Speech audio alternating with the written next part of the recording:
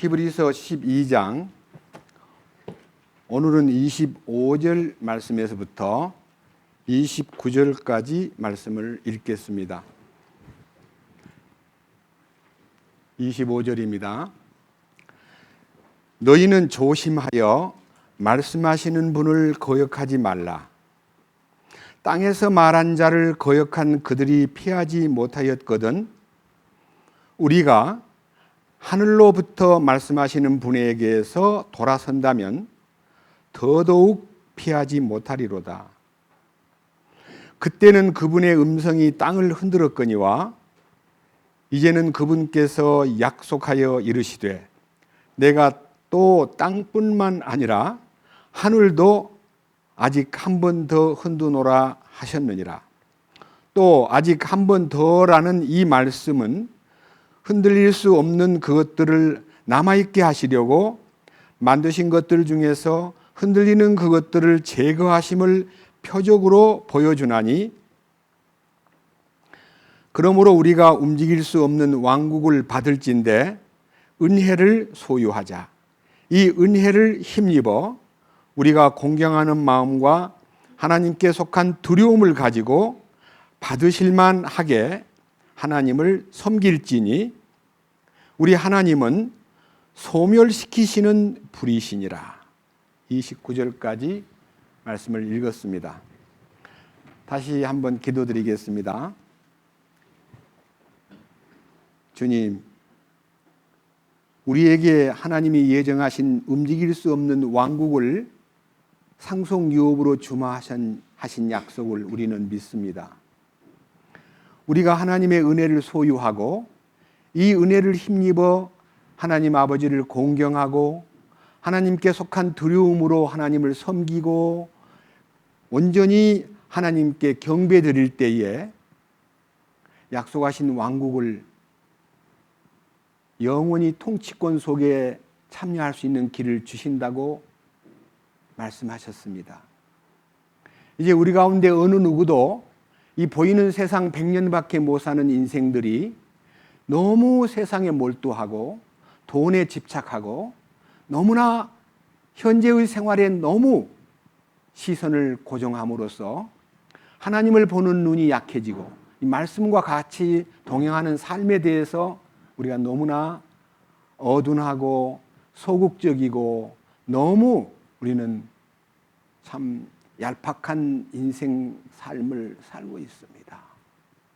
우리 주님, 우리로 하여금 이 은혜의 말씀 앞에 우리가 서서 하나님의 놀라운 사랑이 우리를 향해서 말씀하시기를 나는 질투하는 하나님이다 말씀하신 이 질투의 하나님에 대해서 눈을 뜰 수 있도록 오늘 또 말씀을 열어주시고 함께 이 귀한 말씀 앞에서 서로 이 말씀을 통해서 은혜 받고 감동받고 생활 속에서 변화가 생기고 그리고 용기 있게 주님이 정하신 길을 향해서 앞을 보고 달려갈 수 있도록 도우시옵소서.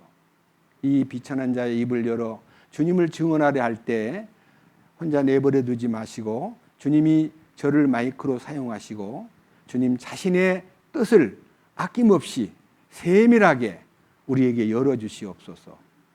우리 주 예수 그리스도의 거룩하신 이름으로 기도드렸습니다. 아멘. 오늘은 이 히브리서 제가 이 12장 내용 속에서 특별히 18절부터 시작해가지고 24절까지 내용이요. 하나는 시온산의 영광과 또 하나는 시내산의 두려움. 시내산은 율법이 발표될 때에 모든 분들이 벌벌 떨고 어찌할 바를 모르고 하나님의 음성을 들으니까 너무너무 두려워서 모세 당신이 말씀을 듣고 우리에게 전해주세요. 우리는 하나님 음성을 듣기가 너무너무 두렵습니다. 죽을까 싶습니다. 해서 하나님의 음성 듣기를 매우 무서워했다는 얘기가 전반전에 나오고 22절부터 이제 시온산의 영광과 새 예루살렘의 비전과 무수한 천사들의 영광스러운 카니발 천사들이 막 잔치를 벌리고 막 기뻐하는 모습들 그리고 하늘에 기록된 처음 난 자들의 교회와 거룩하고 완전하게 된 의인들의 그 모임, 이런 것들을 보여주시면서 우리가 그 모든 것들은 언약의 피이신 예수 그리스도의 피가 우리를 어떻게 해주셨는가를 지금까지 8번에 걸쳐서 발표했습니다. 근데 이제 오늘은요, 이 부분에 대한 결론입니다. 25절 봅니다. 너희는 조심하여 말씀하시는 분을 거역하지 말라. 땅에서 말한 자를 거역한 그들이 피하지 못하였거든 우리가 하늘로부터 말씀하시는 분에게서 돌아선다면 더더욱 피하지 못하리로다. 그래서 여기 중요한 핵심이 말씀하시는 분의 그 뜻을 거슬리거나 거역하지 말아라 그랬습니다. 이제 이 히브리서가요, 특별히 구약의 모든 예배와 제사 제도와 생활의 법과 모든 세부적인 구약의 의식을 총체적으로 이게 히브리서에 집약을 시켜가지고 이 구약 성경을 많이 공부하고 아는 사도 바울을 통해서 이 히브리서가 기록되면서 구약의 율법은 장차 오는 좋은 일의 그림자야. 참 형상이 아니야.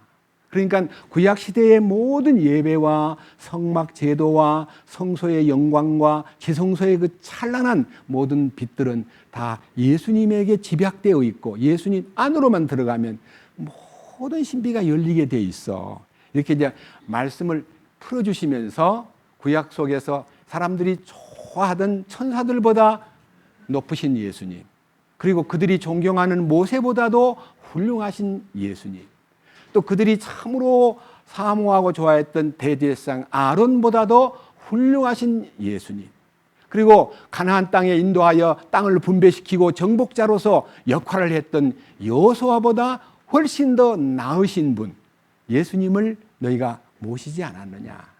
그 예수님이 어떤 분인가를요, 히브리서 1장 1절에서 3절까지 명확하게 딱 열어놨기 때문에 사실은 거기에서 우리가 발견을 이미 했어야 되는데, 이렇게 아주 세부적으로 믿음의 주요 온전케 하시는 분, 믿음의 창시자요, 우리를 믿음의 완성을 시키시는 분에 대한 얘기가요, 이렇게 아주 소상하게 이렇게 나와 있는데, 그분이 하늘로부터 우리에게 말씀하시는 분이시기 때문에 그분의 음성을 듣거든 너희 함부로 거역하거나 그분을 배신하지 말아야 한다, 이 뜻입니다. 히브리서 1장 먼저 한번 읽어봅시다. 히브리서 1장 1절입니다.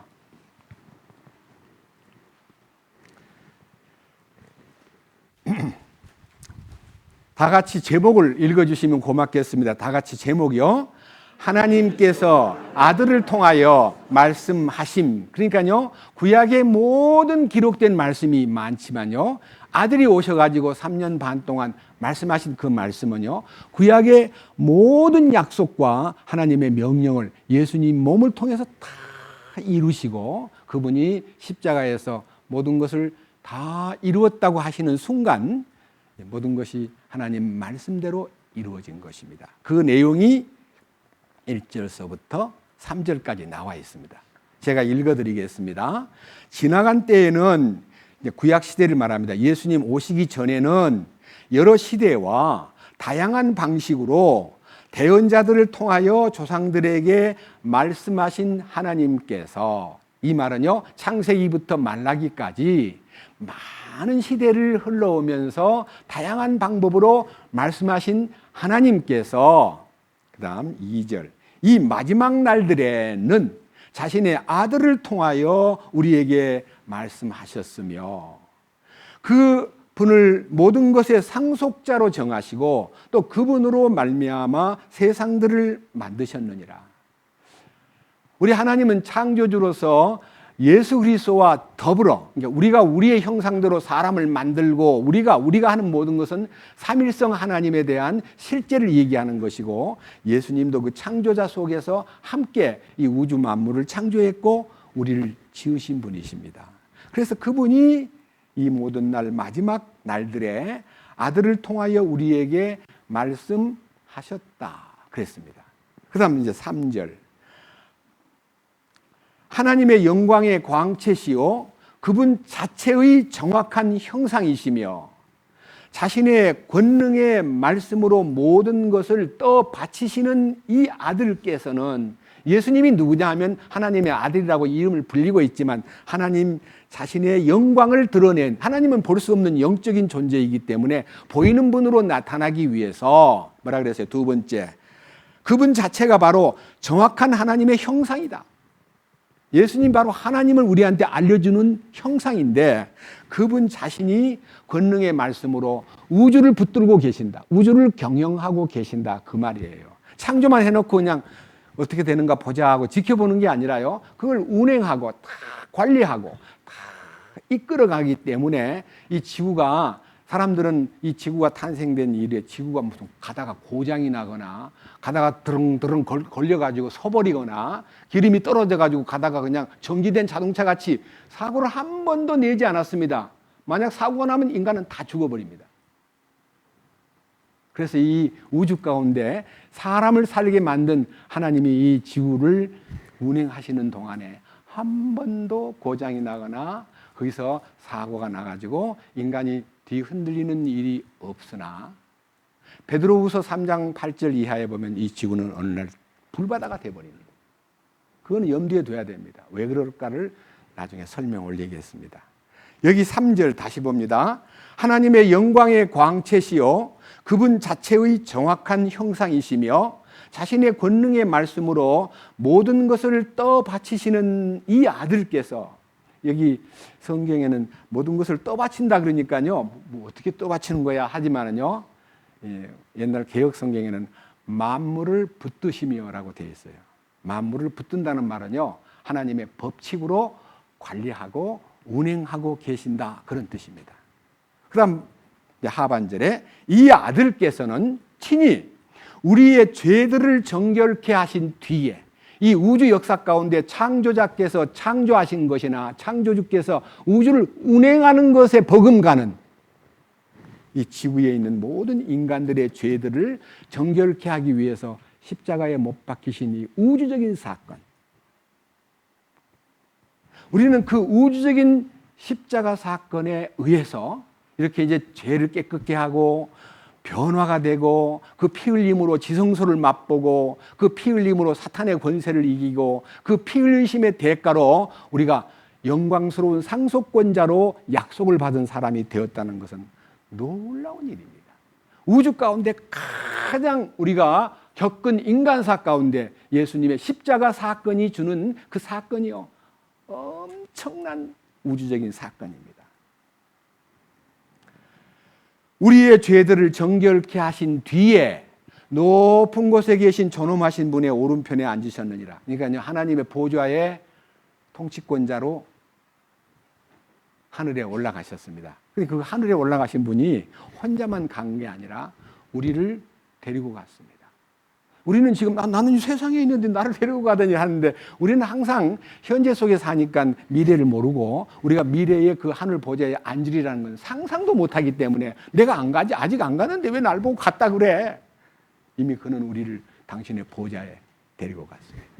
그래서요, 죽으심에 연합하고 그의 묻히심에 연합하고 그의 부활에 연합하고 그의 승천에 연합하고 그의 보좌에 연합된 우리 자신들은 지금은 아직 안 떠났지만요, 장차 우리가 갈 곳이 영광스러운 그 보좌에 함께 앉게 된다는 것은 너무 신비한 사건입니다. 자, 그래서 넘겨보세요. 자, 이제 4장으로 갑니다. 4장으로 가가지고 이 부분에 대해서 좀 더 세부적인 문제를 다루어 보겠습니다. 제일 중요한 것은요, 4장 2절입니다. 4장 2절. 뭐가 제일 중요하냐? 자세히 들어보십시오. 우리뿐만 아니라 그들에게도 복음이 선포되었으나 하는 이 우리라고 하는 단어는요, 이 당시에 히브리인과 믿는 자들과 바울을 포함해서 말했고, 다른 사람은요, 모든 인류를 얘기하는 겁니다. 모든 인류가 하나님의 복음이 선포됨으로써 선포된 그 말씀이 그것을 들은 자들 속에서 믿음과 섞이지 아니하였으므로, 믿음과 섞인다는 말은요, 우리가 믿는 것이 그냥 자기 좋은 것만 믿어요. 죽으면 천당 간다. 예수 믿으면 복 받는다. 이런 것만 좋아하지 구체적으로 그 말씀이 우리에게 주는 그 심오한 진리에 섞인다는 말은요, 연합되는 거예요. 하나 되는 거예요. 믿음과 말씀이 하나가 돼야 돼요. 내 속에 있는 믿음과 그 말씀이 내 안에서 하나가 되면요, 참 행복해지는데 말씀하고 하나가 안 돼요. 말씀 따로 내 따로예요. 그래서 얘기하는 말이 선포된 그 말씀이 그것을 들은 자들 속에서 믿음과 섞이지 아니하였으므로 그들에게 유익을 끼치지 못하였느니라. 참 놀라운 얘기예요. 믿음과 말씀은 섞여야 되는데 믿음이 따로, 말씀 따로 사는 거예요. 그래서 이제 얘기해 보면 믿는다 그러면서 말씀하고는 거리가 먼 생각을 하고 있는 거예요. 믿지 않소? 믿기는 믿는데요. 이상해요. 자기가 믿기는 믿는데 그 말씀이 자기 속에 정착되거나 말씀의 능력이 와서 함께하지 않기 때문에요. 그 다음 3절에 뭐라 했어요? 이미 믿은 우리는 안식에 들어가나니 이것은 세상의 창건 이후로 그 일들이 완성되었음에도 불구하고 그분께서 이르시기를 내가 진노하여 맹세한 것 같이 그들이 내 안식에 들어오려면 믿어야 하리라 함과 같으니라. 제가요, 부산에 가가지고 이제 금요일 날 저녁 때부터 모여서 아마 1시, 새벽 1시 좀 넘을 때까지 말씀을 나누고, 우리는 이제 솔직히 부산 지역에 처음 가가지고 자매님들만 4명 계시는데 그들이 준비된 여러 가지 여건이 안 돼가지고 가만히 보니까 자매들이 훨씬 더 많아요. 20명 정도 되는데 남정네는 6사람이고 형제들은 6사람이고 자매들이 14사람이니까요. 그냥 그 숙소에서 그냥 주무시라 그러고 우리는 이제 밤 1시에 어디로 찾아 들어갑니까? 그래서 그냥 찜질방으로 간 거예요. 거기 가서 이제 우리들 6명이 그냥 적당한 장소에서 잔다고 잤는데 저는 아무데나 등만 붙이면 잠을 자는데 이상하게 2시에 들어갔는데요. 3시가 돼도 잠이 안 오는 거예요. 그래서 멀뚱멀뚱 주님 감사합니다. 도와주십시오. 그러다가 잠이 깜빡 들었는데요. 5시 한 40분쯤 돼서 깼어요. 근데 보통 때 저는요, 잠을 자다가 일어나가지고 심지어는 화장실까지 갔다 와가지고도요, 30분만 자야지 하면 딱 30분 동안 자요. 그렇게 잠을 잘 자는 사람인데 멀뚱멀뚱 잠이 안 오는 거예요. 그래서 이제 5시가 좀 넘은 걸 보고요, 아래 내려가 보니까 4시부터 문을 열었어요. 그래서 샤워를 하고 좀 이렇게 따뜻하게 물을 적시고 그리고 이제 1시간 동안 지내는데 그때도 형제들이 안 일어나더라고요. 그래서 이제 너무 이제 멀뚱하게 실내에 있기가 어려워서 김 형제한테 열쇠를 받아가지고 자동차 안으로 들어가서 이제 앉아서 좀 눈을 좀 붙여야지 하는데 너무 추운 거예요, 자동차가. 그래서 시동을 켜놓고 앉아서 이렇게 집사람이 오늘 아침에 자동차 안에서 시동 켜놓고 혼자 있는 게 어떻게 그 위험한 일을 하세요? 그래서 뭐가 위험해요? 그 자동차가 실내가 딱 폐쇄돼가지고 춥다고 문 닫아놓고 시타 켜면은 안 좋을 텐데 그냥 기도하고 있었지 뭐. 잠이 든 게 아니고. 그래서 이 짤막한 시간에 이 부산서 아주 놀라운 축복을 얘기하면서 아침에 이제 일어나가지고 함께 모이는 시간에 제가 이렇게 썼습니다.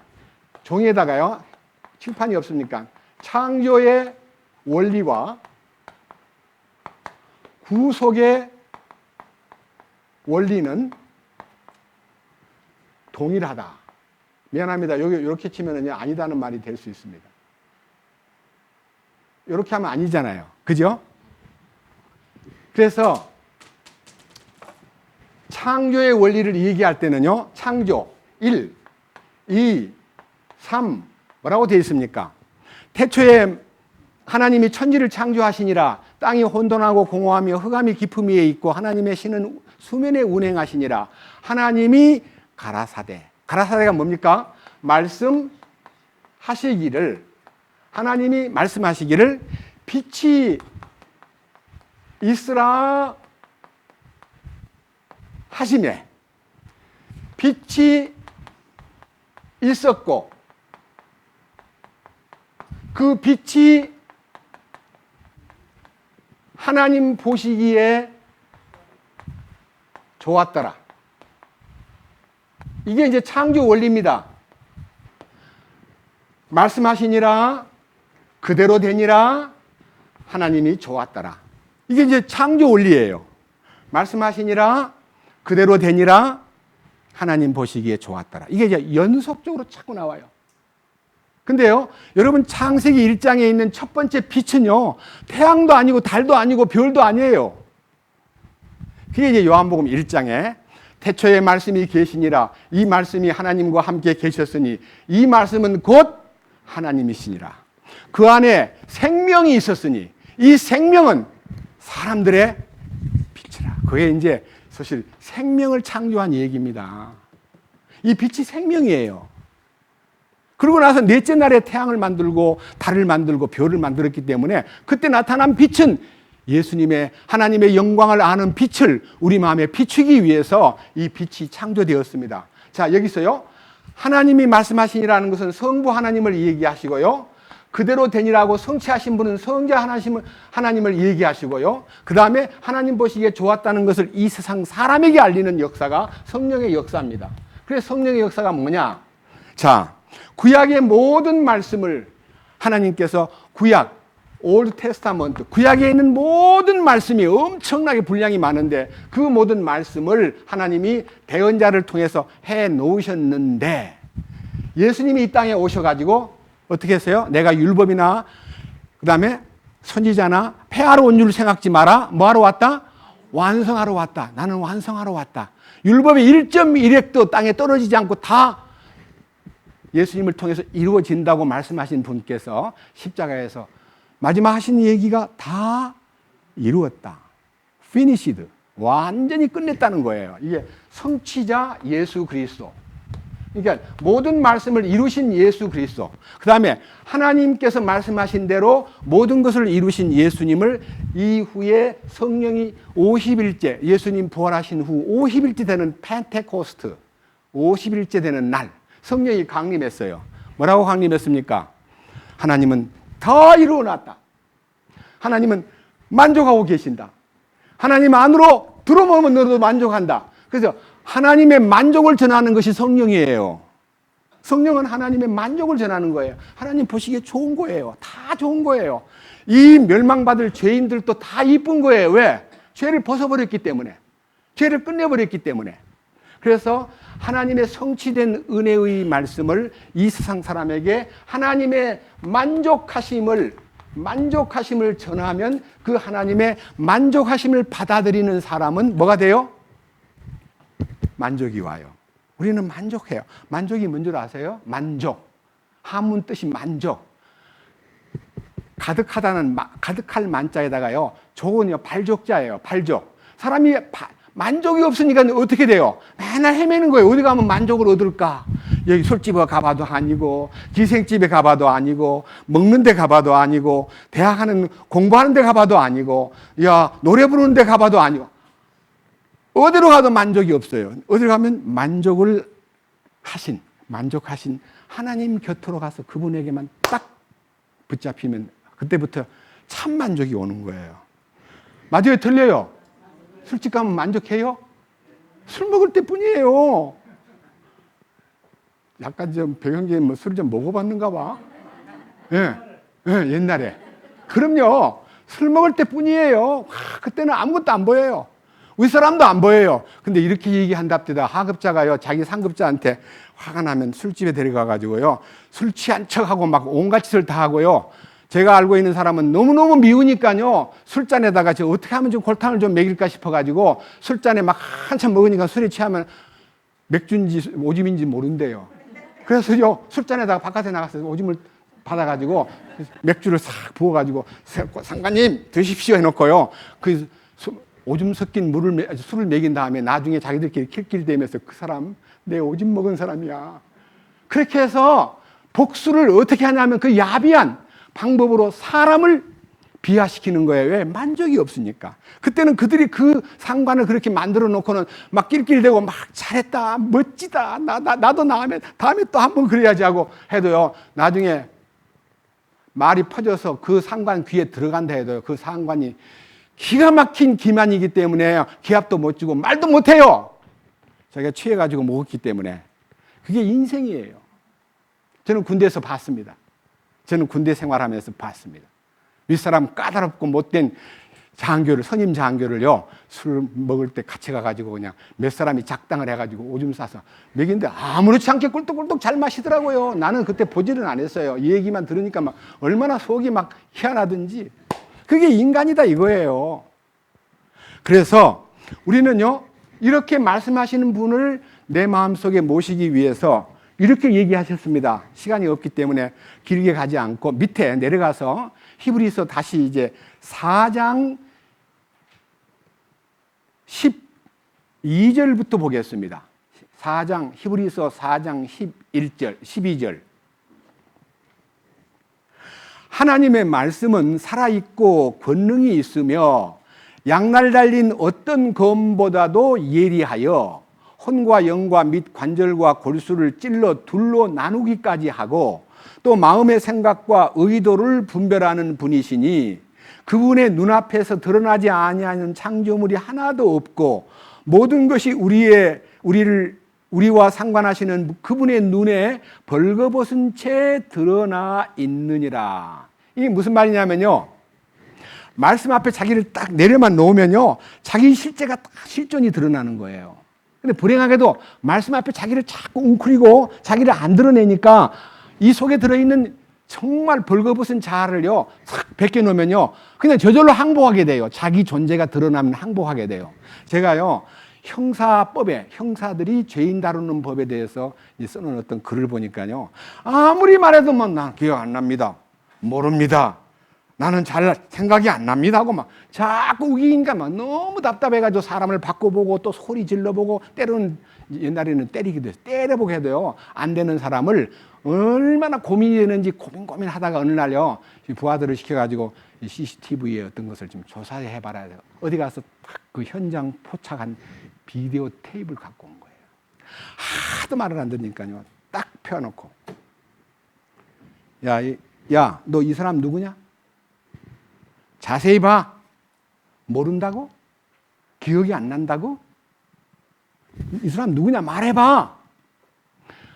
그때 뭐라는, 아이고, 죽을 죄를 지었어요. 이렇게 엎드린대요. 현장 목격의 증거를 대주면. 그러니 하나님 말씀은 살았고 운동력이 있기 때문에 우리의 모든 실체를 껍데기만 아는 게 아니라 우리의 속 내장까지 다 들여다보는 거예요. 하나님의 말씀 앞에 자기를 이렇게 다 노출만 시키면요, 인간이 갖고 있는 생각과 감정과 의지와 모든 것이 드러남으로써 하나님의 눈앞에 벌거벗은 존재로 나타난다 그랬어요. 그러면 항복해요, 안 해요? 내가 벌거벗은 죄인이라는 걸 알면 하나님 앞에 항복할 수밖에 없는데 왜 지금 뻔뻔하게 말씀을 들어도 하나님 앞에 자기가 드러나지 않느냐 하는 것은 참으로 애통한 일이에요. 그래서 여기 살아있는 하나님의 말씀 앞에 자기가 벌거벗겨지는데 얼마나 예리하냐면요, 골수를 찔러 쪼개는 것 같이, 골수가 이 몸 안에서 가장 깊은 부분입니다. 골수. 예? 골수가 가장 깊은 부분이에요. 뼛속까지. 여러분 괴로움을 얘기할 때 뭐라 해요? 아유, 뼛속까지 아려. 이렇게 얘기하잖아요. 맞아요, 안 맞아요? 그게 인간이 갖고 있는 가장 깊은 심정을 표현할 때요, 뼛속까지 아려오고 뼛속까지 떨린다 이렇게 말하면요, 가장 깊은 부분을 얘기해요. 관절과 골수를 찔러 쪼개버린다는 것입니다. 말씀 앞에서. 그래서요, 제가 지금 여기 성경 가운데서 히브리서 12장 25절부터 26절, 27절까지의 그 깊은 하나님의 말씀에 대해서 이게 다시 회고해 주는 말씀이 히브리서 이제 6장부터 히브리서 10장, 12장까지 3단계가 있는데 뭘 얘기하느냐? 6장. 히브리서 6장을 봅니다.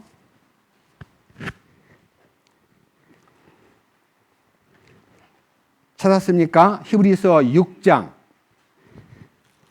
제일 중요한 얘기입니다. 6장 4절부터 읽겠습니다. 한번 빛을 받고 하늘의 선물들을 맛보고 성령님께 참여한 자가 되고 하나님의 선한 말씀과 오는 세상의 권능을 맛본 자들이, 더더군다나 이 선한 말씀이라는 단어는요, 단순한 문자가 아니고 레마입니다. 이 말은요, 이 말씀 안에 들어와 가지고 막 정말 십자가가 나에게 구원의 능력이구나. 나는 주님과 함께 죽었구나. 너무 좋다. 이 알고 막 눈물도 뿌리고 감격해하던 사람들이 이 말씀 안에서 미래의 약속인 상속 유업에 대한 얘기까지 다 들어놓고도 이 어찌 됩니까? 6절 어떻게 됩니까? 만일 떨어져 나가면 다시 그들을 새롭게 하여 회개함에 이르게 함이 불가능하니 그들은 자기들을 위해 하나님의 아들을 새로이 십자가에 못 박아 드러내놓고 그분을 모욕하느니라. 십자가를 모독한 사람은 구원을 받지 않은 사람도 물론이지만 구원받은 사람이 십자가를 모독하면 지옥은 안 보내지만요, 구제불능이라 그랬어요. 이거 보통 얘기가 아닙니다. 지금 우리 교제는요, 십자가에 나 위에서 피 흘리신 주님만 믿는 게 아니라 그 십자가에 나도 함께 못 박혔다는 사실에 눈을 뜨고, 맞다, 나는 그분과 함께 죽었다, 나는 그분이 주시는 영광스러운 부활 능력에 동참하고 나는 그분의 영광에 참여하기에 합당한 자가 되기 위해서 이제 신앙생활이 시작된 것을 아는 분들이 대부분이에요. 극히 적은 분만 하나 십자가가 뭔지, 주님 흘리신 피가 자기와 무슨 관계가 있는지, 함께 죽었다는 말이 뭔 말인지 관심도 없는 사람이 혹 개중에 있긴 하나 많지는 않습니다. 이게 이제 말씀을 저버린 거예요. 또 한 장, 10장으로 넘어갑니다. 히브리서 10장, 아주 중요한 얘기를 이게 두 번째 단계에서 말씀하십니다. 히브리서 10장, 제가 지난 주일날 읽어준 성경 가운데서요, 19절에 우리가 예수님의 피를 힘입어 새롭고 살아있는 길, 지성소에 들어갈 담대함을 얻었나니 이 길은 그분께서 우리를 위하여 휘장고 자기 육체를 통해 거룩히 구분하신 것이라. 그 거룩히 구분된 곳에 가서요, 딴 거 하나도 안 하고 그 안에 있는 거룩한 지성소의 기물에 어떤 것이든지 접촉만 해도 거룩해져 버립니다. 뭐와 같은 거 아니요? 예수님의 옷감만 만져도 병이 낫듯이요, 우리는 직접 지성소 안에 초대만 받으면 거룩을 덧입게 되는 거예요. 여기까지 얼마나 엄청난 축복입니까? 그런데 자, 26절 봅니다. 우리가 진리에 관한 지식을 받은 뒤에, 진리에 관한 지식이 뭐냐면요, 이렇게 놀라운 예수의 피로서 영원한 속죄도 주시고 믿음도 주시고 혼도 깨끗게 하고 양심도 깨끗게 하고 죄를 이기는 능력을 주고 옛사람을 벗어버리게 하고 뿐만 아니라 모든 양심을 완전히 맑게 해서 선한 양심이 되게 하고 사탄의 권세를 이기게 하고, 심지어는요, 계시록 이제 7장에 보면 예복을 깨끗게 하는 피의 능력도 있습니다. 그리고 놀라운 영광스러운 사탄의 권세를 무찌른 다음에 승리자가 되게 하는 그 피의 능력을 다 듣고 알고 진리에 관한 지식을 받아들인 사람이 어떻게 해요? 고의로 죄를 지으면, 고의로 알고 죄를 지으면이라는 말은요, 선한 양심을 무시해버리고요, 자기 생각대로 살면 그 말이에요. 일부러 막 죄짓자, 그런 고의가 아닙니다. 이거 아닌데 하는 성령의 양심, 선한 양심이 가동해가지고 말을 해주는데도 불구하고 자꾸만 뒤로 뿌리치고, 야, 돈을 벌려면 어떻게 그 양심대로 사냐? 죽었다는 생각은 맞기는 맞는데 내가 세상에 나가 죽었다니까 나를 바보 취급하는데 그대로 내가 살 수가 있냐?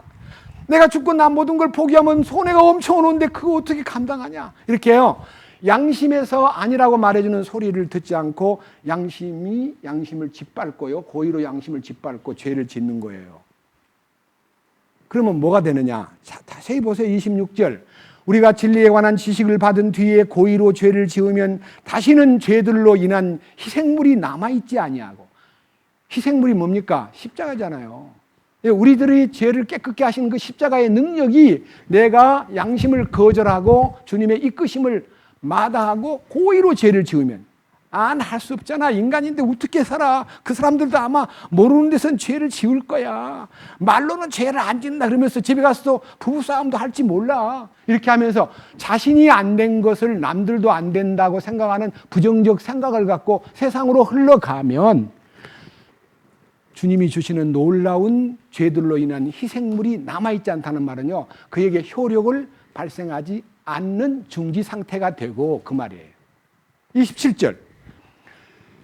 대적들을 삼킬 심판과 불같은 경로에 대하여 두렵게 기다리는 어떤 일만 남아있느니라. 여기에 심판의 불이 있습니다.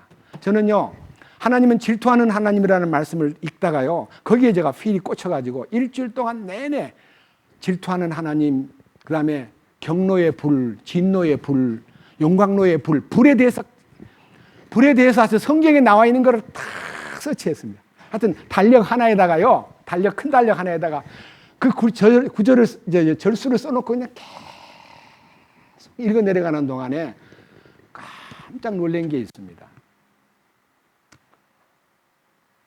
저는 찬송가 중에서 좀 안 부르고 싶은 찬송가가 불로 충만하게 하소서. 왜 이 찬송가를 안 부르려고 그랬냐면요, 기도원에 가면 맨날 불세례 받으라고 막 불 받으라고 하고 막 미친 사람처럼 하고요, 막 불로 그러는데 저는요, 성경을 읽어보니까 성경이 불로가 없어요. 그래서 제가 불에 대해서 그렇게, 잘못하면 마태복음 3장 21절에는 쭉정이는 꺼지지 않은 불에 태우리라는 그 불 침례를 받는다는 얘기가 지옥의 침례를 받는 건데, 지옥에 빠뜨리는 걸 말하는데 너무나 지옥을 달라는 것 같아서요, 그 찬송가를 아주 안 불렀습니다. 한 번도 집회 때 불러본 적이 없습니다. 근데 오늘 부를 거예요. 왜 불러야 되느냐? 하나 깨달아졌어요. 내가 이 부분을 너무 소홀히 했다. 그래서 제가요, 불에 대한 얘기는 좀 이따 하고요. 우선 히브리서 10장 29절 가면요, 이유가 있습니다. 왜 고의로 죄를 짓는 게 뭐냐 하면은 28절부터 모세의 율법을 멸시한 자도 땅에서 하나님의 말씀을 받아서 이 땅에서 선포한 모세의 율법을 듣고도 그 말을 멸시한 사람, 혹은 그 말을 무시하거나 대적한 사람은 두세 명의 증인만 세우시면 긍휼을 얻지 못하고 죽여버렸습니다. 한번 이 얘기 한번 해봅시다. 어떤 사람이 안식일날 나무하러 갔습니다. 만나를 주는데 나무 가지고 만나를 요리할 이유가 없습니다. 만나는 그냥 먹으면 되니까. 근데 왜 갔냐? 야, 언제까지 만나만 먹냐? 나 따로 먹을 게 있어 하고요, 나무를 구해다가 아마 생선 같은 거 말고요, 풀 중에서 먹을 수 있는 풀을요, 생풀로 먹기가 어려우니까 약간 데쳐 먹으려고요, 나무를 해가지고 오다가 들켰습니다. 모세한테 왔습니다. 모세 선생님, 이 사람은 안식일날 나무 하다가 잡혔습니다. 그럼 모세가 하나님 앞에 여기 앉혀놓고, 하나님, 이 자를 어떻게 할까요? 죽여라. 몇 명이 봤냐? 여러 명이 봤대요. 죽여라. 그래서 돌로 때려 죽였어요. 그 얘기예요. 안식일날 나무 몇 개를 주워다가 요리해 먹으려고 들켜가지고 긍휼히 여김을 받지 못하고 가차없이 죽여버렸습니다. 그것이 율법입니다.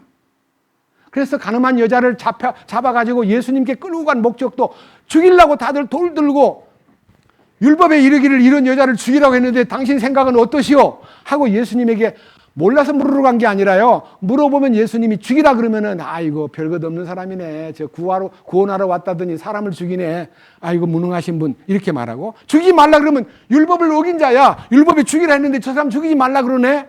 그러면서 예수님은 죽이라 해도 그들에게 능력 없는 사람으로, 죽이지 말라 해도 율법을 어긴 사람으로 이제 예수님을 골탕 먹이려고 데리고 간 거예요. 근데 우리 주님은 그들에게 이것들아, 너 나 시험하러 왔지? 이렇게 하지 않고요, 아무 말도 안 하고 땅바닥에다가 무슨 글을 쓰셨는지요, 그의 손가락으로 글을 썼는데, 그때 그 당시 이스라엘 가보니까 그냥 푹석푹석한 땅이 있어요. 거기다가 모래밭과 비슷해요. 거기다 글을 썼어요. 무슨 글을 썼는지 아무도 몰라요. 주님만 알아요. 또 고개를 들고, 여러분 가운데 죄 없는 자가 이 여자를 돌로 치시오.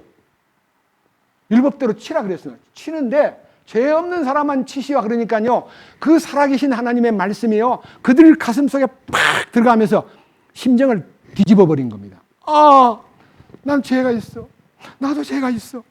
들고 있던 돌을요, 이제 치라 그러면 치려고 딱 준비를 했는데, 들고 있던 돌을 들고 예수님이 너희 가운데 죄 없는 자가 여자를 돌로 치라 그러니까요, 양심이 막 가책이 일어나는, 하나님의 창조주 하나님께서 말씀하시니까 그들 마음이 뒤집어져 가지고 손에 들고 있던 돌멩이를요, 아이들부터 시작해서 어른까지 다 땅바닥에다 놓고 살살살 다 가버렸습니다. 그리고 예수님은 다시 땅에다 글 쓰고 계셨습니다. 그리고 고개를 들어보니까 사람이 아무도 없고 여자 하나만 떡 꿇어 앉아 있습니다. 너를 친 자가 아무도 없느냐? 그러니까요. 주여 없나이다. 나도 너를 치지 않을 거야. 예수님 칠 수 있는 분입니다. 나도 너를 정죄하지 아니하노니 가서 다시는 죄를 범하지 말거라 하고 돌려보냈습니다. 그것이 주님 능력입니다. 그래서 여기에서 지금 제일 중요한 것은요, 모세의 율법을 멸시한 사람도 두세 명의 증인만 세우면 가차없이 죽였던 시절에 그 간음하던 여인도 죽어야 마땅한데 주님 앞에 왔기 때문에 주님이 그들을 정죄하던 무리들을 다 자동적으로 흩어버리고 그 여자를 풀어주신 진리를 알지니 진리가 너희를 자유케 하리라는 자유를 주러 오신 예수님을 만남으로써 해방이 된 거예요. 29절 뭐라고 되어 있습니까? 하물며 하나님의 아들을 발로 밟고 자기를 거룩히 구별한 언약의 피를 거룩하지 아니한 것으로 여기며, 그러니까 그 보혈의 능력이 선포되었고 예수의 피의 효능이, 제가 엄청나게 세부적으로 말씀을 올렸는데도 그 피를 나와 관계가 있고 나를 위한 보혈이라고 믿지 못하면 그건 지옥 가야 마땅합니다. 저는요 분명히 말씀을 올렸습니다. 예수님의 피가 인류를 다 속죄했습니다. 그 유효기간은 그가 죽을 때까지입니다. 그가 죽는 날 그의 이름이 생명책에서 지워진다고 말씀했습니다. 그리고 자기가 지옥에 들어갈 때 이렇게 말합니다. 나를 용서해 주신 예수를 거역한 죄로 저는 지옥으로 갈 수밖에 없는 존재임을 알았습니다. 저는 원망할 것도 없고 그 피를 거부한 죄 때문에 저는 마땅히 지옥으로 가야 되네요 하고 자기 발로 지옥 가면서 조금도 공정하지 못한 심판이라고 거역하거나 불평할 수 없는 인간들이 됩니다.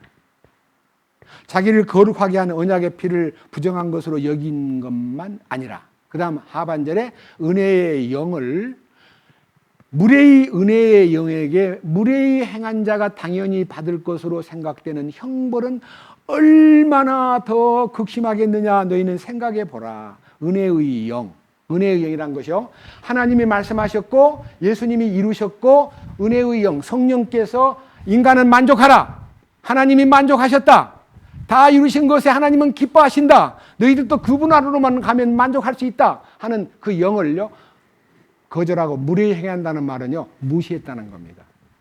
그들이 받을 형벌은 얼마나 극심하겠느냐.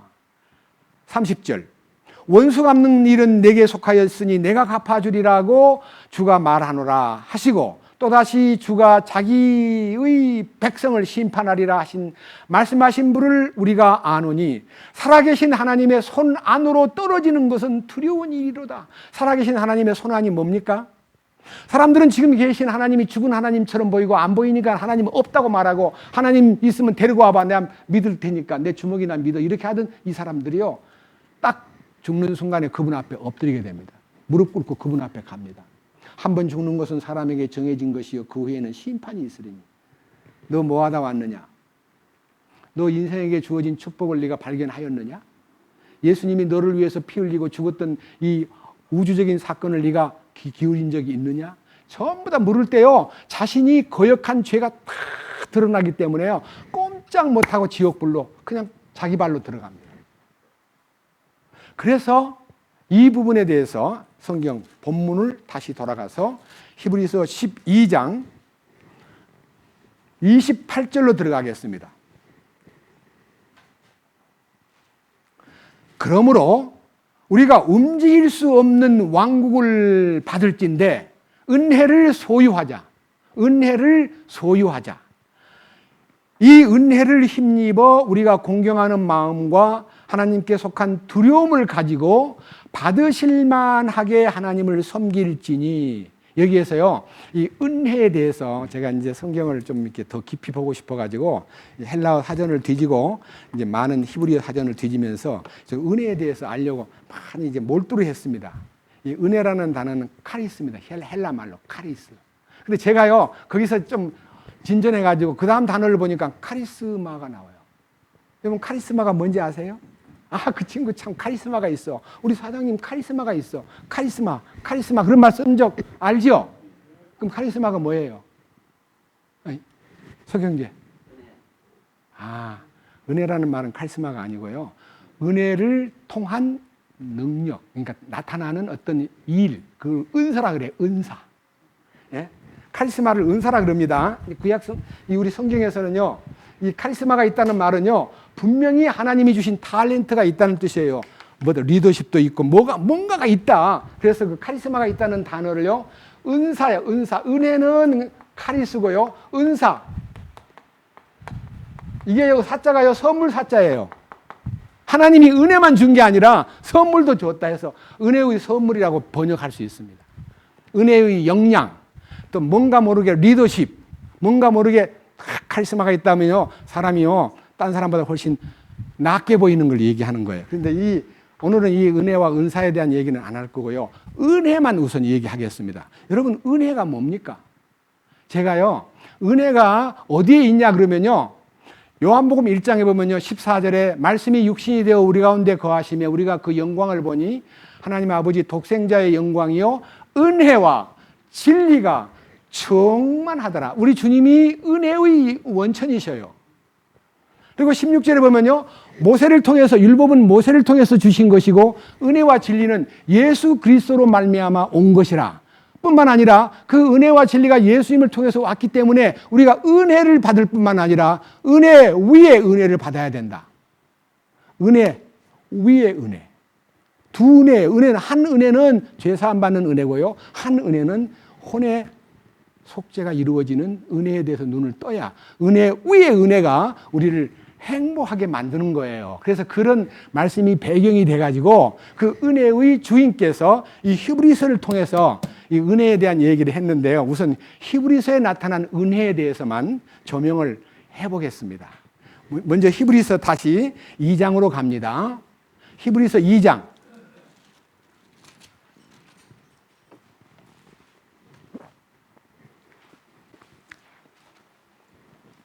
은혜가 예수님 안에 있다 그랬는데 어디에서 은혜가 이제 폭발하고 흘러나느냐 하면 9절에 있습니다. 다만 예수님을 보노라. 우리가 예수님을 보면은요, 그 예수님이 행하신 일, 33년 동안 하신 일 가운데서요, 가장 큰 일이 은혜를 우리에게 주기 위해서 행하신 일이 이 9절에 나와 있어요. 다만 예수님을 보노라. 그분께서 죽음의 고난을 당하시려고 천사들보다 조금 낮게 되셨다가 영광과 존귀로 관을 쓰신 것은 하나님의 은혜로 말미암아 모든 사람을 위하여 죽음을 맛보려 하심이라. 모든 사람을 위하여 뭘 맛본다고요? 사람들은 이런 성경을 읽을 때 은사를 맛보고 내세의 능력을 맛보고라는 말이 뭔 말이냐면 혀끝을 대본 거다. 맛보다는 말은 안 마시고요,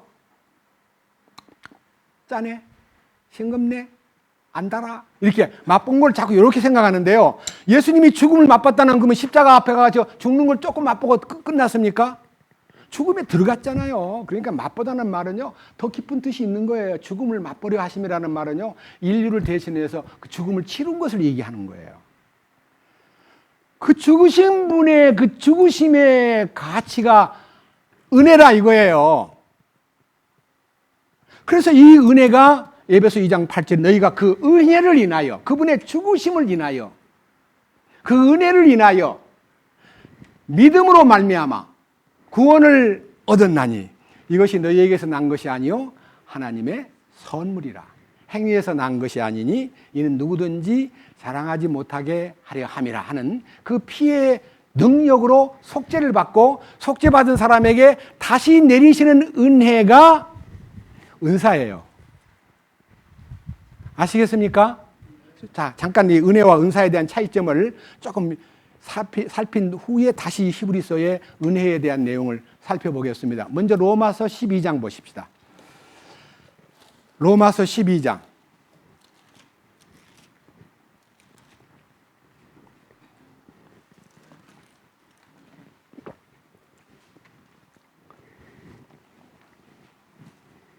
(6절입니다) 자, 6절 단어를 연필로 제가 칠하면 표시를 하세요. 6절. 그런즉 우리에게 주신 은혜에 따라, 은혜라는 단어에 동그라미를 치세요. 은혜에 따라 우리가 다른 선물들을 가지고 있으니 다른 선물이라는 단어가 은사입니다. 은사. 그 선물이라는 단어가 바로 카리스마입니다. 그 은사를 따라 대언이면 우리가 믿음의 분량대로, 그 다음에 사역이면 우리가 우리의 사역하는 일로 섬기며, 가르치는 자는 가르치는 일로, 권면하는 자는 권면하는 일로, 섬기는 주는 자는 단순함으로, 그 일을 다스리고 다스리는 자는 부지런함으로, 공유를 베푸는 자는 즐거움으로 할 것이니라. 여기에 6절에 내게 주신 은혜라고 하는 그 은혜가 죄사함 받고 주님의 구원을 받은 거고요. 선물을 받는데 여러 가지 대언의 선물, 그 다음에 우리가 사역에 대한 이 활동하는 능력, 섬기는 일, 그 다음에 가르치는 일, 권면하는 일, 주는 자가 되는 일, 다스리는 자가 되는 일, 긍휼을 베푸는 자가 되는 일, 이 교회 가운데 은사가 주어지는데, 우리 교회는 지금 은사가 발견된 사람은 아무 말 없이 교회 오자마자 그냥 자기가요, 내가 어떻게 물을 묻혀, 집에서 난 손이 안 좋아. 그리고 자기가 은사가 안 나타나면요 자꾸 피해요. 근데요, 뭐 손에 뭐가 있든 말든 열심으로 막 섬기는 일에 나선 사람이 그 은사가, 카리스마가 나타나는 거예요. 그 다음에 전도를 누가 전도를 하시오 해서 전도하는 게 아니고 막 전도할 마음이 막 불타고 있어요. 그것이 주님을 여기 이끌어주는요 사역의 은사입니다. 그러니까 사역이란 것은 억지로 맡기는 거 아니에요. 어떤 형제 보고 전도 좀 하시오 그러면 자신이 없어요. 전도를 당신이 하는 거 아니에요. 전도가 뭐요? 말씀을 알려주라는 뜻이야. 나는 성경을 많이 못 알아요. 그러니까 성경을 가까이 해야 누군가를 도와줄 수 있는 것을 준비하라 그랬는데 못한다 그러면 됩니까? 간증이라도 하시오. 그럼 이제 간증이 시작되면요 나중에 전도가 되고, 저는요 25살 때 전도가 시작됐는데요, 제가 전도를 하려고 딱 나서니까요 얼마나 놀라운 일이 있는가 여러분 앞에서 간증하겠습니다. 성경을 알아야 전도를 하지요. 근데 성경 읽어놓은 거는 많은데 어디를 읽어줘야 될지 모르는데, 놀랍게도요 한 사람 앉혀놓고 얘기하는데 말씀을 딱 처음에 이제 모든 사람이 죄를 범하였으며 하나님의 영광에 이르지 못하더니, 그것이 성경 전할 때 있어서 메뉴 중에 이제 죄인을 만드는 하나의 내용이에요. 근데 딱 적어놓고 이거 읽어보시오. 그 사람이 다 읽고 난 다음에 제가 책을 들고요 이렇게 딱 넘기니까 그 다음에 이렇게 딱 보여요. 신기하다. 요거 좀 읽어보세요. 3장 10절 이하. 그 다음에 또 보니까 6장 23절 죄값은 사망이요. 또 이렇게 넘기니까 히브리서 9장 모든 한 번 죽는 것은 사람에게 정해진 것이요 그 외에는 심판이 있으리니 심판을 받아요. 또 이렇게 넘기니까 성경을 넘기는 쪽쪽 답이 나오는 거예요. 그래가지고 깜짝 놀란 거예요. 이렇게 인도를 받는구나. 주님 감사합니다. 이제는 정말 주님이 주시는 걸 믿고 이제는 주님께 향하여 자신을 가졌습니다. 내가 자신이 없었는데 고맙습니다 하고 성경이 막 열리는 거예요. 내가 전도할 수 있도록 척 펴니까 나오는 거예요. 그래서 그때부터요 정리가 되기 시작해가지고 지금은요 케이스 바이 케이스로 무신론자, 불교자, 캐톨릭 신자, 교회 다니면서도 입으로만 예수 믿는 사람 등등에 대한 케이스 바이 케이스로 말씀이 다 주어지는 거예요. 다 달라요. 똑같이 할 수가 없어요. 무조건 붙잡고 막 질질 끓으면요 지루해가지고 도망가 버려요. 반드시 거기 맞는, 여러분 처방을 할 때 딱 환자의 눈동자만 봐도 안다 그러고요. 사람은 손만 만져봐도 안다는 의사가 있죠. 그래 진단을 빨리 해서 처방을 내려야지. 이 사람이 막 눈이 아픈지 배가 아픈지도 모르고 막 자꾸 다리 아픈 얘기를 꺼내면요 그 사람이 저 사람은 지금 너무 길게, 나는 거기 아프지도 않은데 다리 아픈 얘기만 한다.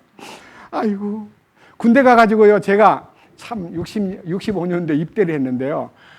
훈련소에서 배 아프다는 애가 많이 오는 거예요. 배 아프다는 애가 막 와가지고 막 배 아프다 그래요. 그러니까 그 의무대에서요 배 아파? 걷어 올려? 딱 올리니까요 약을 딱 갖고 와서요 배에다가 묻히는데 옛날 말로 아까찐기 아까찐기가 뭔지 알죠? 우리 일본 말이에요. 그 아까라는 건 붓다는 뜻인데요. 빨간 무슨 약이에요? 소독약이에요. 빨간 배 벌려. 소음을 이만큼 묻혀가지고 배에다가요 핀셋으로 딱 잡고 축 치니까 배에서 쭉 흘러. 야 가. 너 왜 이렇게 하냐. 그러니까 저 다 깨병이야. 훈련소에 와가지고 배 아프다는 건 훈련 안 받으려고 하는 거니까 저렇게 묻혀가지고 지가요, 지 배를 보고 아이고 배 아프다는데 뭐야 하고 그냥 배가 안 아파요. 꾀병이라는 걸 알아요. 그런데 그렇게 해서 애들을 웃겨가지고 막 훈련소 빨리 가. 뭐가 배가 아파 임마. 군대 오면 네 집에서 먹던 음식하고 다르기 때문에 좀 배 아픈 것처럼 느낄 거야. 조금만 지나면 괜찮아. 해가지고 가니까 나중에는 배 아픈 사람이 안 와요. 왜? 빨간 걸 칠해주니까. 야, 가면 이렇게 칠해준다. 다 안 와. 그 다음부터는 안 와. 근데 그 기회는 안 오는데 그 다음 기회는 또 와. 배 아프다고. 그럼 또 발라줘. 그래서 훈련소에서 본 그 빨간 약을 발라주는 그 위생병들의 그 장난스러운 처방을 보고요. 많이 웃었는데 배 아픈 사람한테 어떻게 빨간 약을 피부에다 발라주면 낫기를 어떻게 낫습니까? 진짜 아프면 못 견디지요. 그런데 대부분 다 생활 환경이 좋은 데서 맛있게 먹고 천천히 먹다가요. 식사 시작하는데 먹고 있는데 식사 끝 하면 숟가락을 놔야 돼요. 어떻게 먹어야 되냐? 좌우를 보지 말고 빨리 그냥 국물에다가 밥을 탁 부어가지고요. 먹어야 이게 훈련소에서 밥을 다 먹지요. 어정쩡하게 먹다가는 식사 끝 숟가락 놔 하면요. 먹다 말고 못 먹으니까 결국은 빨리 먹어가지고 속이 아린 사람이 더러 있습니다. 그 옛날 구식 한국의 군대에서 그렇게 해왔고 지금은 그런 일을 했다가는 택도 없지요. 인권 유린이고 인간에 대한 모독이라 해서 그런 건 못하는데요. 60년대는 그런 일들이 있었답니다. 자, 그런데 우리는 말씀을 들을 사람에 대해서 많은 정보를 실제로는 알아야 돼요. 그 주변에 있는 데리고 온 사람한테 그분이 어떤 사람이요. 그가 뭐 심지어는 뭐 학벌을 알고 그런 거는 필요 없지만 그 가정이 어떻소, 그분의 성격이 어떻소, 그분의 과거가 어떻소 약간 알면요 전도하기가 쉬워요. 그래서 전도하러 데려가면요 그 사람에 대한 과거 얘기를 조금 들려주면요 말씀 전하는 사람이 처방이 빨리 나와요. 그래서 우리가 이 영광스러운 은혜의 말씀 안에 들어가기 위해서 이 은사와 은혜에 대한 차이점을 아는 것도 매우 중요하고 아까 로마서 12장 말씀에서 상반부는 은혜고요. 하반부의 모든 내용은 은사를 얘기하는 겁니다. 또 하나 보십시다. 고린도 전서 이제는요. 전서가 아니고 베드로 전서 3장으로 갑니다. 4장으로. 제일 뒤에 베드로 전서 4장 보면요. 은혜와 은사가 구별되어 있습니다. 베드로 전서 4장.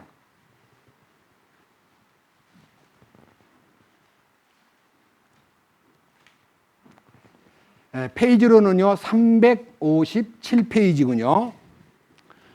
베드로 전서 4장 말씀 중에서 10절, 11절만 보면 딱 눈에 들어오는 게 있습니다. 첫째, 10절.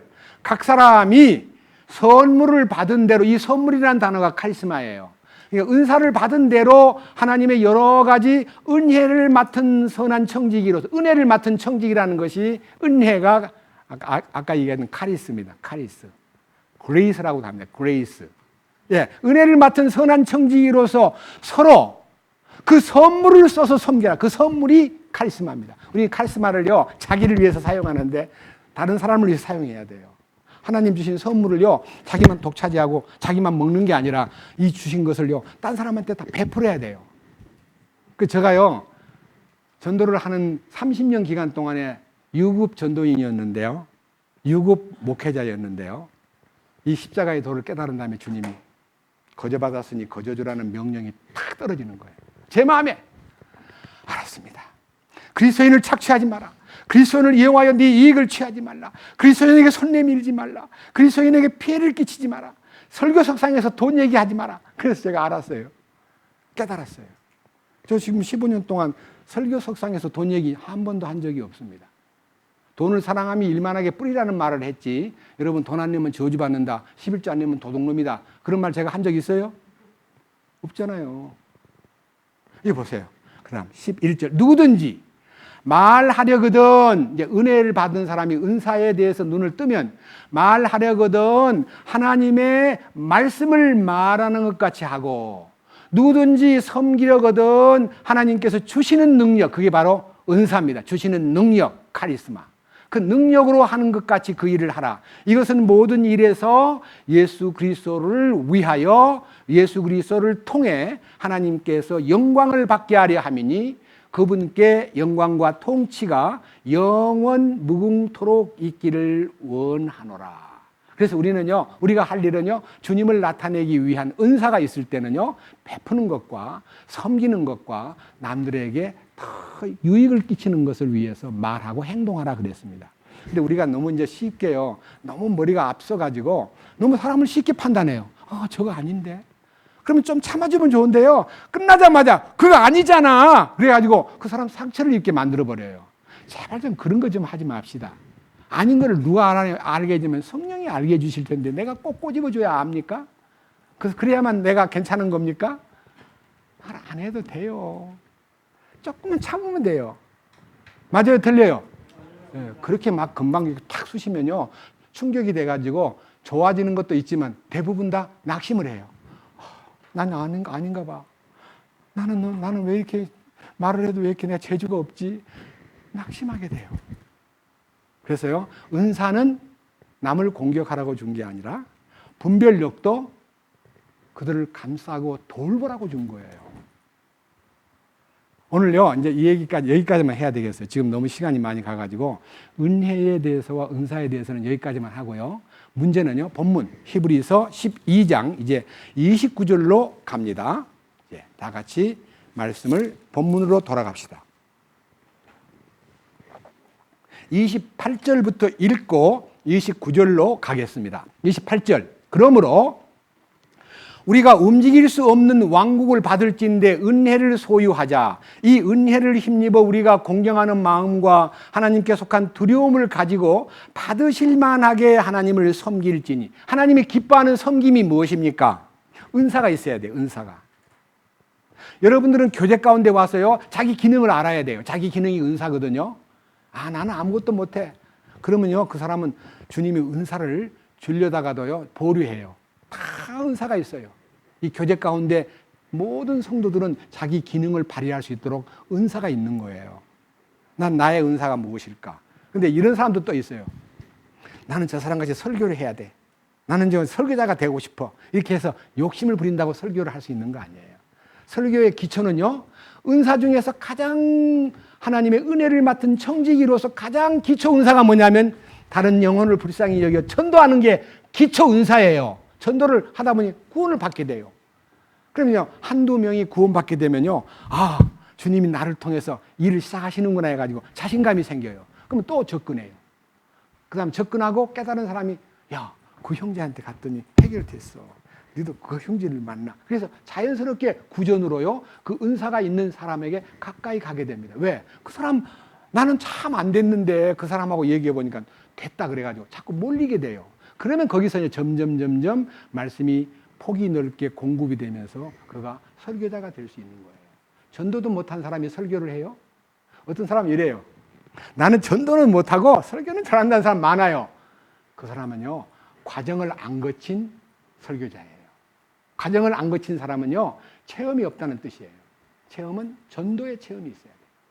잘 아셔야 돼요.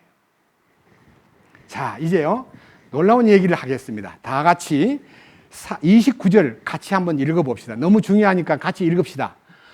우리 하나님은 소멸시키는 불이시니라.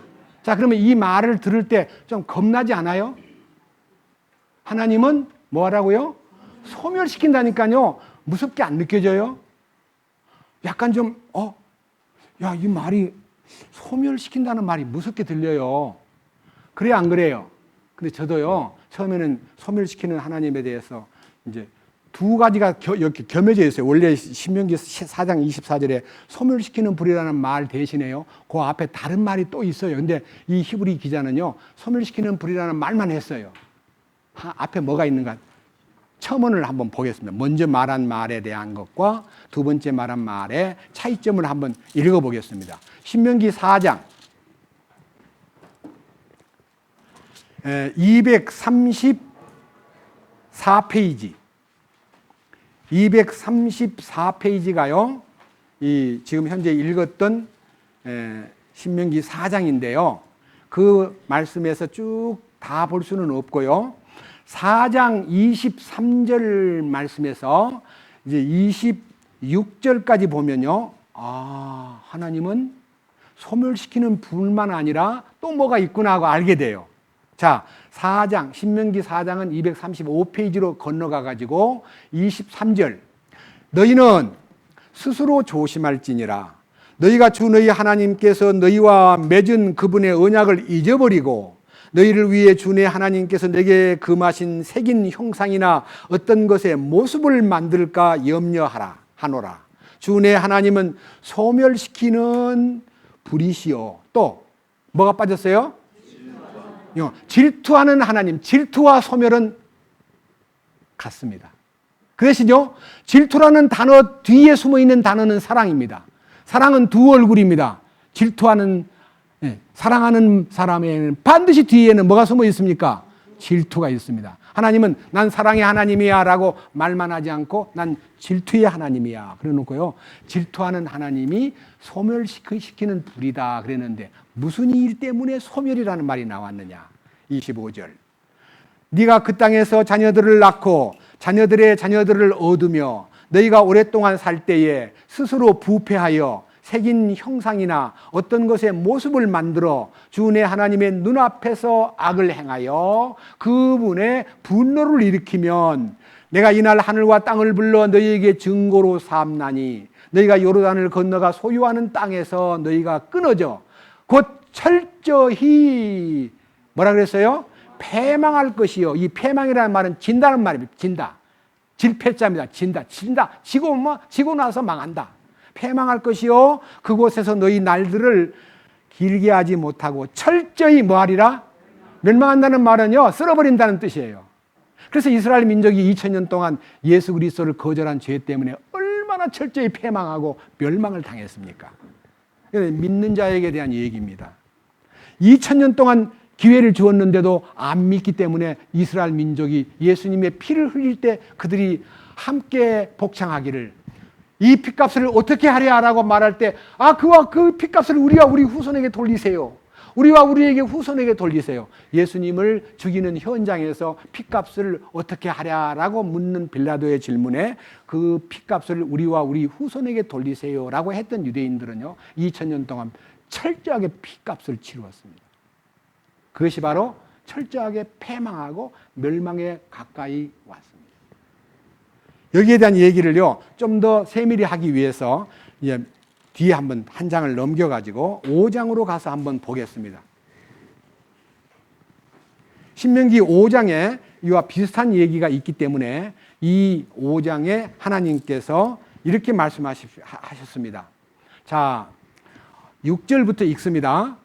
나는 너를 이집트 땅 곧 속박의 집에서 데리고 나온 주 내 하나님이니라. 이집트 땅에서 400년이 넘도록요 노예 생활하던 민족을요 하나님의 능력으로 끌어냈습니다. 이게 구원입니다.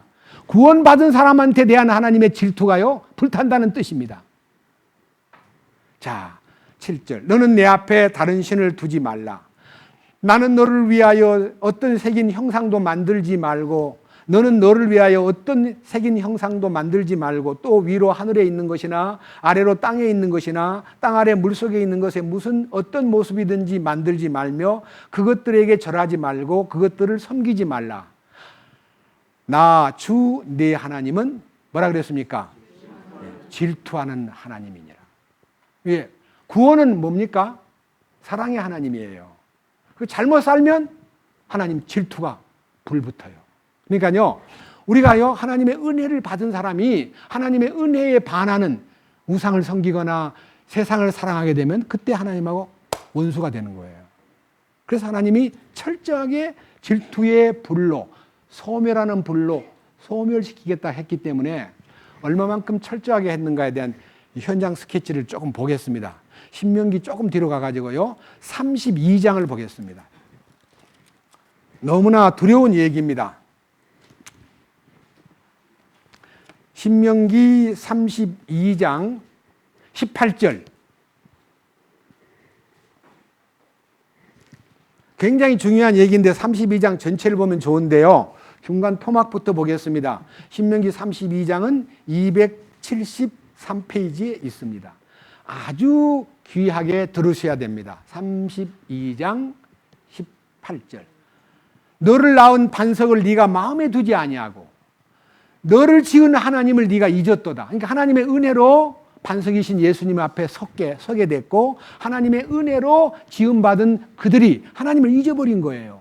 그 다음에 19절 주께서 그것을 보시고 그들을 몹시 싫어하셨으니 이는 그분의 아들, 딸들이 그분을 경록해 하였기 때문이라. 하나님이요 싫어하는 사람이 되어서는 안 됩니다.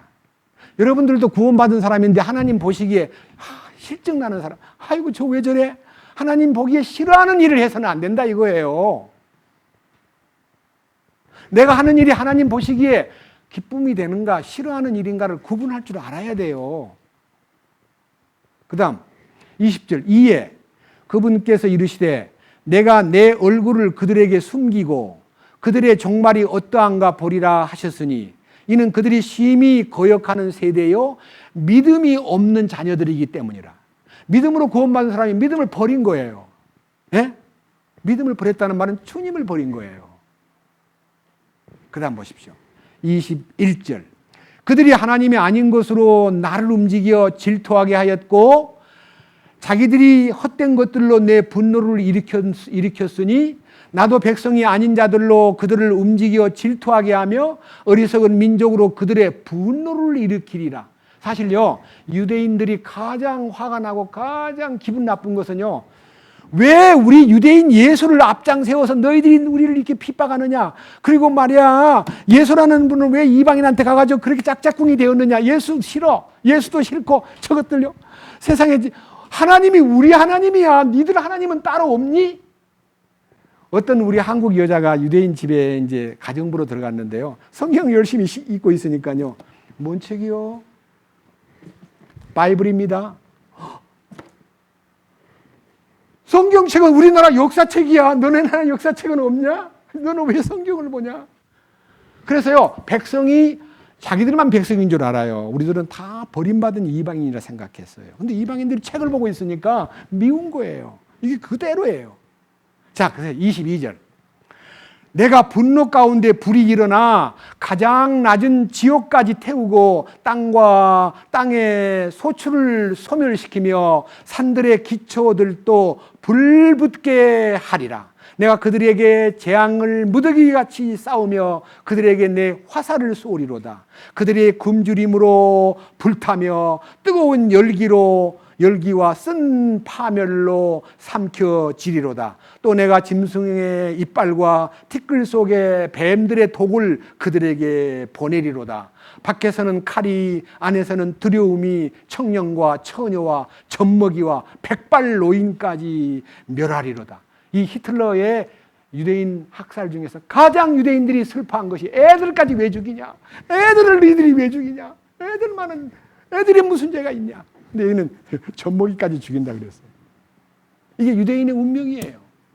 그래서요 유대 민족은 예수님을 죽인 죄값으로 자기가 죽였다는 걸 모르고 로마인이 죽였다 그러고요 잘못해서 죽은 거라 그러고 자기가 죽였다는 것을 깨닫지 못했기 때문에 철저하게 패망을 당하고 멸망했습니다. 그런데 놀랍게도요 하나님이 그 민족들을 불쌍히 여기는 손길이 나타나 가지고 지금은요 돌아오는 사람들이 하나씩 둘씩 생겨서 1948년 5월 14일 날 독립할 당시 때 50명도 안 된 메시아닉 주가 2017년 통계에서 벌써 3만 명이 되었습니다. 지금 2018년, 2019년 됐습니다. 자꾸만 늘어납니다. 그들 속에 하나님의 긍휼이 나타나기 시작합니다. 그래서 저는요, 이제 불에 대한 얘기를 하겠습니다. 불이라는 말은요, 헬라어로 피르예요, 피르. 그래서 내가 썼어요, 피르라고. 예? 보세요. 영어로 이게요, 헬라어에 영어로는 fire라고 읽지만 원래 fear라는 단어를 이렇게 쓰는 거예요. 불. 근데 이 불이요, 여러 가지 불이 있습니다. 그 중에 제가요, 은혜 받은 불 얘기를 먼저 하겠습니다. 은혜 받은 불. 여러분, 은혜 받은 불이 무슨 불일까요? 하나님의 임재와 공급과 배려, 응답을 불로 표현한 부분이 많습니다. 이사야 4장 보겠습니다. 이사야 4장. 은혜의 불.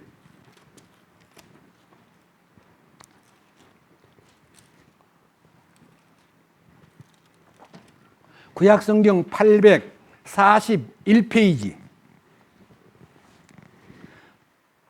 4장 다 보면 좋은데요. 3절부터 보겠습니다. 3절부터 끝절 6절까지 짧은 성경인데요. 이게 놀라운 축복입니다. 자, 3절. 시온에 남은 자, 예루살렘에 남아있는 자, 곧 예루살렘 안에 살아있는 자들 가운데서 기록된 모든 자가 거룩하다고 불리리니. 이건 예언입니다.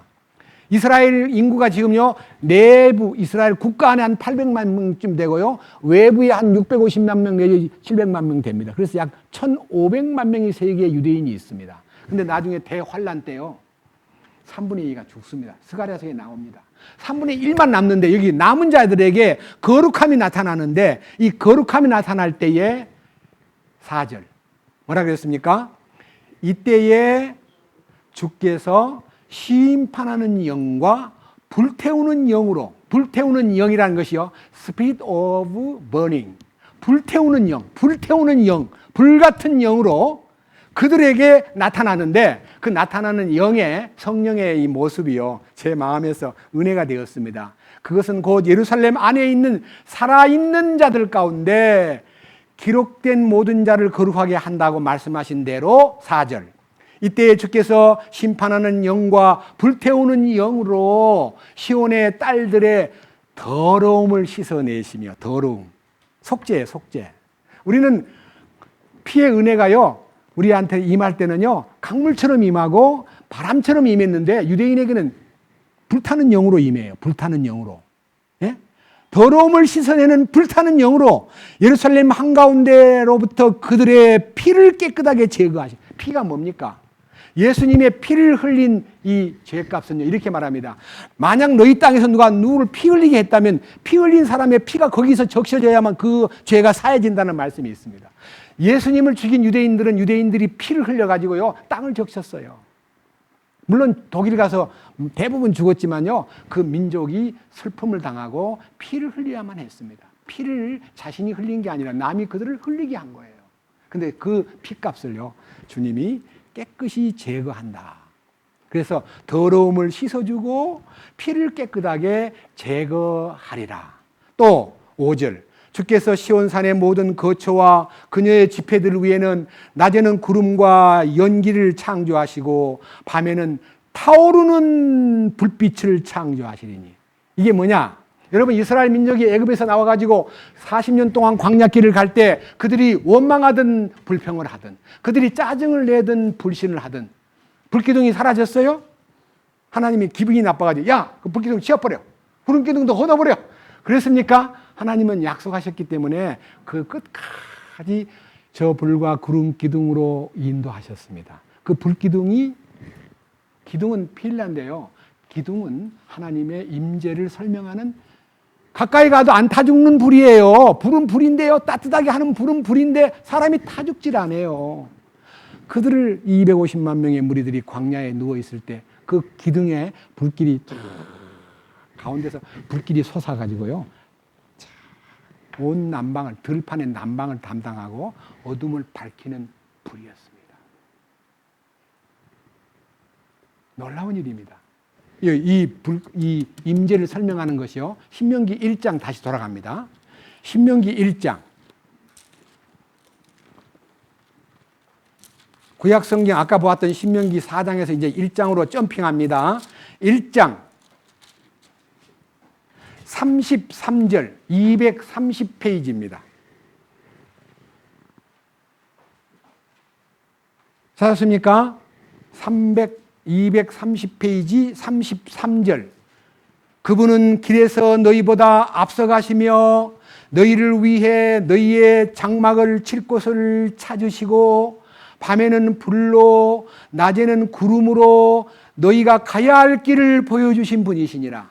여기요, 하나님이 앞서가시면서 이스라엘이 머무를 때가 어딜까를 하나님이 몰라서 모르는 게 아니라 찾아내가지고, 얘들아 여기 딱 구름기둥이 서버리면 여기서 머물라는구나 하고 기둥이 머무는 곳에 장막을 쳤습니다. 가야 할 길을 하나님이 미리 조사를 해가지고 너희들한테 다 이렇게 인도했다는 거예요. 가야 할 길을 보여주신 분이다. 그게 성령의 인도예요. 그 불길이 임재를 설명해요. 근데 저는요, 특별히요, 믿는 분들에게 대한 얘기가 아까 얘기했던 신명기 4장이나 신명기 32장의 유대 민족을 향한 하나님의 인도하심을 얘기하면서 믿음을 가진 사람들이 그 성령의 인도를 거절하고 잘못 살면요, 철저하게 불로 녹여버린다 그랬습니다. 또 하나 보십시다. 이제는 느헤미야 구약 성경 바로 시편 앞부분에 느헤미야 성경 9장을 보겠습니다. 느헤미야 9장.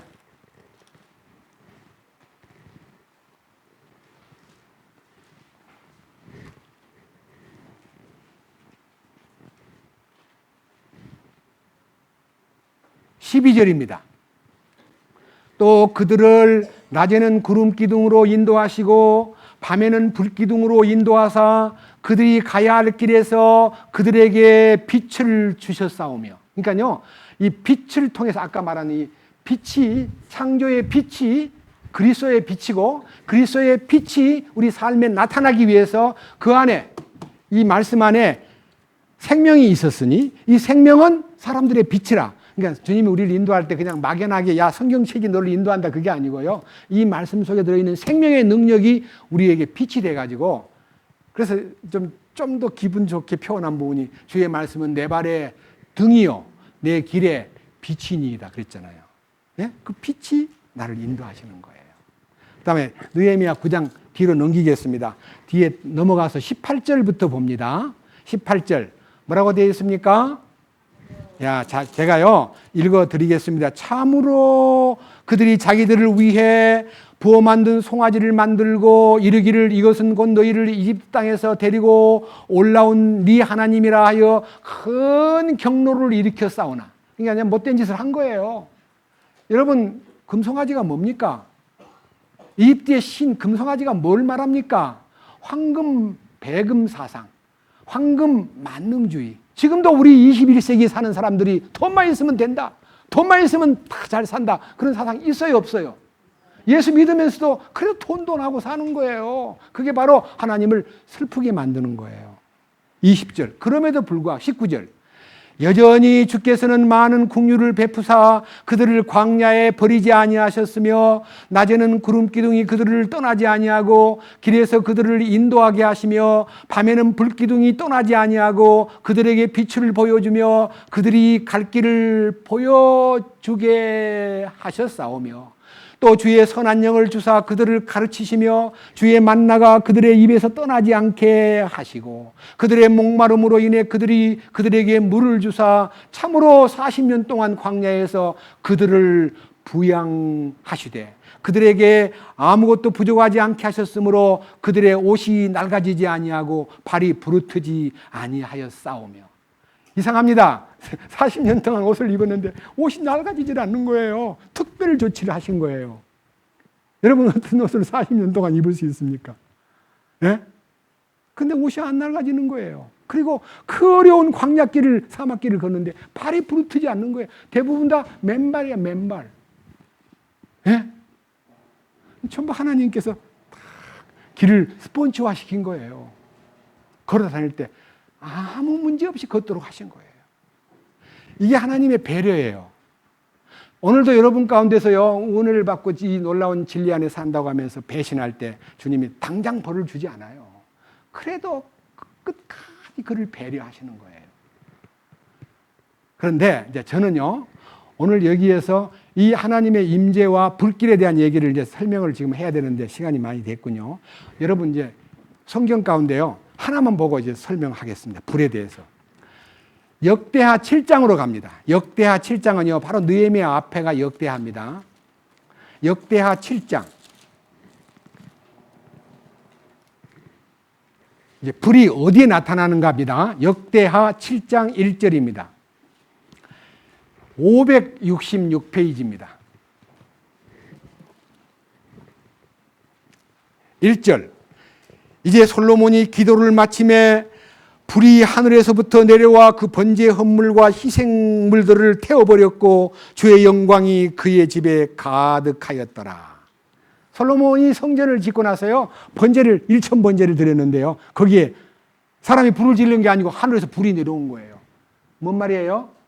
솔로몬 성전의 중공식에서 불이 내려와 가지고 제물을 태웠습니다.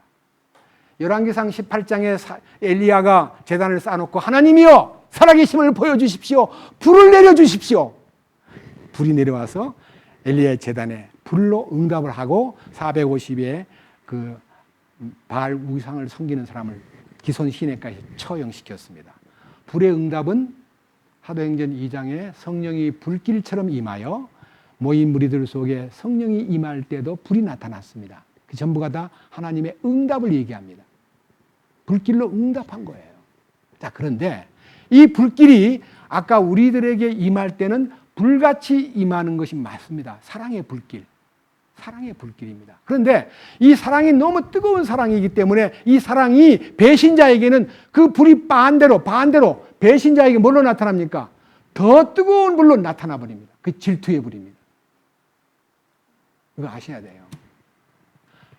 하나님의 사랑이 뜨거운 사랑으로 나타나는 건 맞는데 하나님의 은혜를 저버리고 배신할 때에 용광로 불로 그에게 불태워버립니다.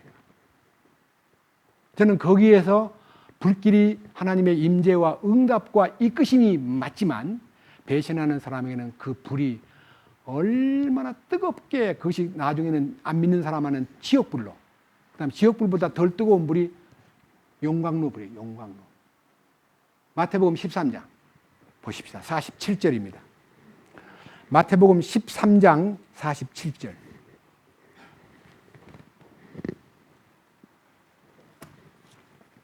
너무나 잘 아는 성경이지만 묵상하시기 바랍니다.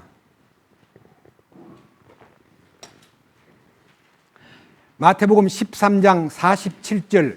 하늘의 왕국은 마치 바다에 던져 각종 물고기를 모으는 그물과 같으니라. 그물에 가득 차매 그들이 그것을 물가로 끌어내고 앉아서 좋은 것은 모아 그릇에 담고 나쁜 것은 버렸느니라. 이 세상 끝에도 이러하리라. 천사들이 와서 의인들 가운데서 사악한 자들을 갈라내어 불타는 용광로 속에 던져 넣으리니 거기서 통곡하며 이를 갈미 있으리라. 근데 불타는 용광로 속에 가면 녹아버려야 될 텐데 뭐 여기서 울고 있어요? 안 죽게 하는 거예요. 불타는 속에서 안 죽어요. 그리고 뭐예요? 이를 갈면서 통곡하는 거예요. 그게 누구예요? 지옥이에요? 지옥불 아니에요. 용광로 불이 지옥불이 아니다 이거예요. 죄인 중에서 의인을 갈라내가지고 데리고 가버리고 죄인만 지옥에 넣는다면 좋겠는데 의인 중에서 사악한 자를 갈라내가지고 용광로 속에 던진다는 말은요, 구원받은 불완전한 죄인, 믿기는 믿는데 세상을 사랑한 죄인들, 의인들, 세상에 빠져가지고 허우적이다가 주 앞에 마지막 천사들이 와가지고 너 빠져, 너는 안 돼, 너는 저리 가, 뽑아내요. 그 용광로 속에 던져버리는 거예요. 정말 생각할수록 무서운 불입니다. 진노의 불입니다. 여기 계신 여러분들이 이 불에 들어가면 절대로 안 됩니다. 그런데 마태복음요, 자 뒤에 25장에 가가지고 마태복음 25장에는 더 무서운 불이 있습니다.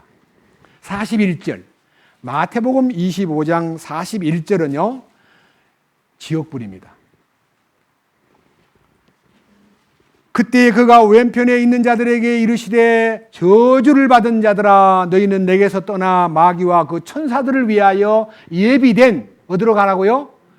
영존하는 불에 들어가라. 이 불이요, 사랑의 불을, 뜨거운 불길과 태우는 죄를 없애고 제거하는 불길을 거절한 사람들이 지옥불에 들어가는데 이 불은 역사 속에서 가장 잔인한 불이고 무서운 불입니다.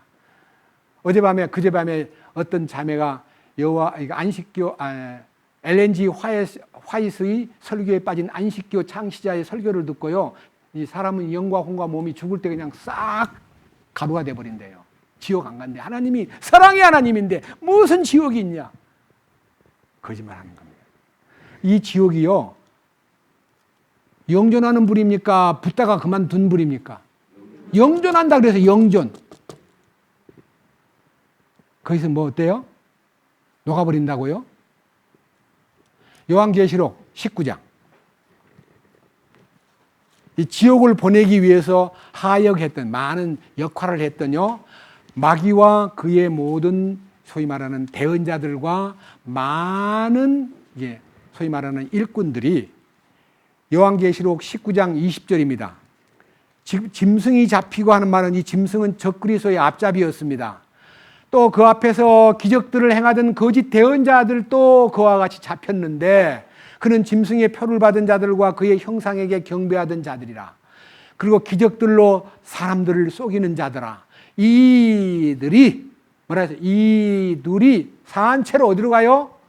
유황으로 불타는 불호수에 던져지고, 산채로 불호수에, 불 붙는 호수라는 말인데 옛날 성경에는 불못이라고 번역이 됐는데 이거는 호수예요. 호수. 단순한 연못이 아니고요, 엄청나게 큰 형벌의 호수인데 불타는 호수입니다.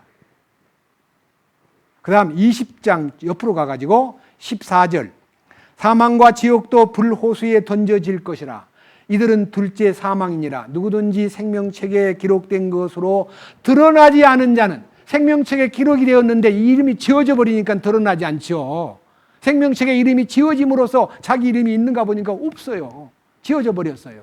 그들은 불호수에 던져졌더라.